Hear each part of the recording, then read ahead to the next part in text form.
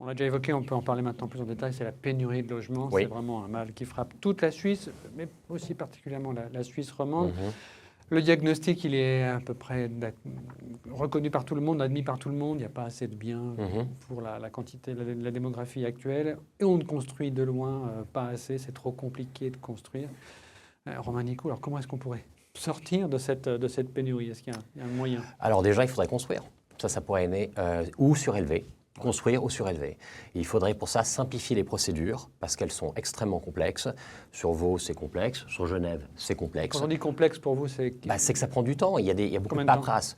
Écoutez, obtenir un permis, c'est 2 ans.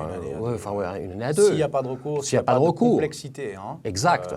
Ça, c'est très important parce qu'après, tout le monde peut faire opposition, tout le monde peut faire recours.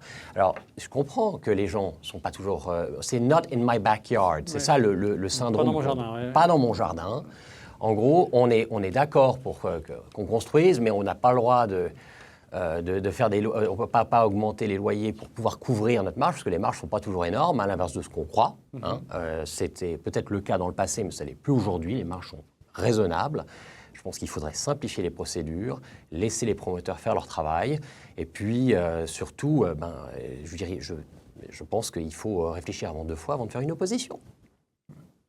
Et l'État devrait plus soutenir le développeur qui est quand même un métier qui demande une prise de risque, une prise entrepreneuriale. Et je pense qu'on devrait inciter au développement en aidant, en accompagnant, plutôt qu'en étant toujours, en prenant une position plutôt freinante. Nous, on a un chantier ici sur Genève, une très belle transformation proche de la gare où on transforme des bureaux en logements, donc on vient apporter du logement. Et puis en fait, on a une situation avec un locataire, un commercial, qui bloque maintenant en fait le chantier qui était pourtant un chantier qui était ficelé, qui était en chantier.